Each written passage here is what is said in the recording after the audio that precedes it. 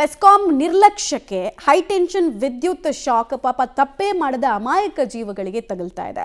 ಗಾಯಾಳು ಬಾಲಕ ಅನಂತ್ ಸ್ಥಿತಿ ಚಿಂತಾಜನಕವಾಗಿದೆ. ಕ್ರಿಟಿಕಲ್ ಆಗಿದ್ದಾನೆ ಹುಡುಗ ಅನ್ನೋದ್ರ ಡೀಟೇಲ್ಸ್ ಸಿಗ್ತಾ ಇದೆ.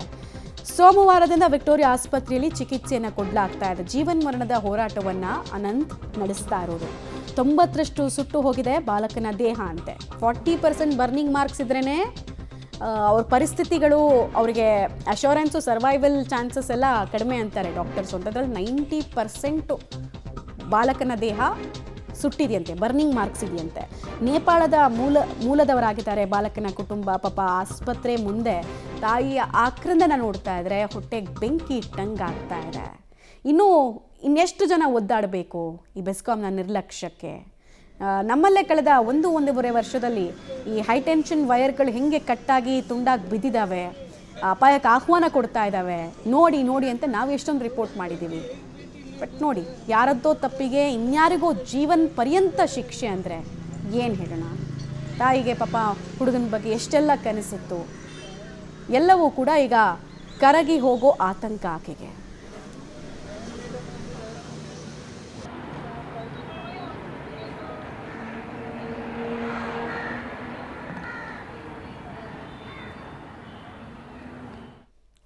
ಡೀಟೇಲ್ಸ್ ಕೊಡ್ತಾರೆ ಮಾರುತಿ. Very unfortunate incident. ಸದ್ಯಕ್ಕೆ ಹುಡುಗ ಟ್ರೀಟ್ಮೆಂಟ್ಗೆ ಯಾವ ರೀತಿ ಸ್ಪಂದಿಸ್ತಾ ಇದ್ದಾರೆ, ಡಾಕ್ಟರ್ ಸರ್ವೈವಲ್ ಚಾನ್ಸಸ್ ಬಗ್ಗೆ ಏನು ಹೇಳ್ತಾ ಇದ್ದಾರೆ, ಕಂಗಾಲಾಗಿರೋ ಕುಟುಂಬದ ಸ್ಥಿತಿ ಬಗ್ಗೆ ಕೂಡ ವಿವರಣೆ ಕೊಡಿ.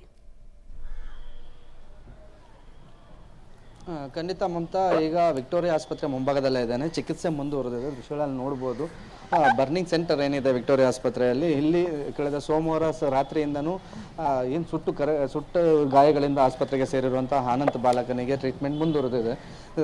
ಮತ್ತು ಅವರ ಕುಟುಂಬಸ್ಥರು ಇವತ್ತು ಬೆಳಗ್ಗೆವರೆಗೂ ಮಗನ ಕಂಡೀಷನ್ ನೋಡಿ ಸರಿ ಆಗ್ತಾನೆ ಅಂತ ನಂಬಿಕೆಯಲ್ಲಿದ್ದರು. ಆದರೆ ವೈದ್ಯರು ಬೆಳಗ್ಗೆ ಹೇಳಿರುವಂಥದ್ದು ಜನರಲ್ ವಾರ್ಡಲ್ಲಿ ಟ್ರೀಟ್ಮೆಂಟ್ ಆಗ್ತಿತ್ತು, ಆತನಿಗೆ ಮೆಡಿಸಿನ್ಸ್ನ ಕೊಡಲಾಗ್ತಿತ್ತು. ಆದರೆ ಬೆಳಗ್ಗೆ ಆತನ BP ವೇರಿಯೇಷನ್ ಆಗ್ತಿದೆ ಮತ್ತು ಕಂಡೀಷನ್ ಸ್ವಲ್ಪ ಕ್ರಿಟಿಕಲ್ ಆಗ್ತಿದೆ ಅನ್ನೋ ಕಾರಣಕ್ಕೆ ICUಗೆ ಶಿಫ್ಟ್ ಮಾಡಿದ್ದಾರೆ. ICUಗೆ ಶಿಫ್ಟ್ ಆಗ್ತಿದ್ದಾಗೇ ಅವರು ತುಂಬ ಗಾಬರಿ ಆಗಿರುವಂಥದ್ದು.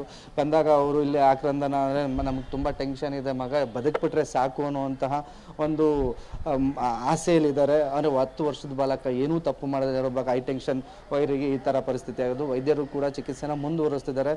ಈಗಾಗಲೇ ಬರ್ನಿಂಗ್ ಕೇಸ್ಗಳನ್ನ ಗಮನಿಸೋದಾದರೆ 40% ಹೆಚ್ಚಿನ ಬರ್ನಿಂಗ್ ಕೇಸ್ಗಳಲ್ಲಿ ಬದುಕುಳಿಯುವ ಸಾಧ್ಯತೆ ತೀರಾ ಕಡಿಮೆ ಇರುತ್ತೆ. ಅದು ಬೆಂಕಿ ಬಿದ್ದಂಥ ಘಟನೆಗಳು, ಕರೆಂಟ್ ಶಾಕ್ ಹೊಡೆದಂತಹ ಘಟನೆಗಳಲ್ಲಿ ಹೇಗೆ ಬಾಡಿ ಮೇಲೆ ಬರ್ನ್ ಆಗಿರುತ್ತೋ ಒಳಭಾಗದಲ್ಲೂ ಶಾಕಿಂದ ರಕ್ತ ಎಪ್ಪುಗಟ್ಟುವ ಸಾಧ್ಯತೆ ತೀರಾ ಹೆಚ್ಚಾಗಿರೋದ್ರಿಂದ, ಕರೆಂಟ್ ಶಾಕ್ ಹೊಡೆದಾಗ ಇಷ್ಟೊಂದು ಮಟ್ಟದಲ್ಲಿ ಪವರ್ ಸಪ್ಲೈ ಆಗಿರೋದ್ರಿಂದ ಒಳಗಿನ ಭಾಗದ ರಕ್ತಗಳು ಎಪ್ಪುಗಟ್ಟುವ ಸಾಧ್ಯತೆ ಹೆಚ್ಚಾಗಿರೋದ್ರಿಂದ ಅದಕ್ಕೂ ಸಹ ಟ್ರೀಟ್ಮೆಂಟ್ ಕೊಡಲಾಗ್ತಿದೆ.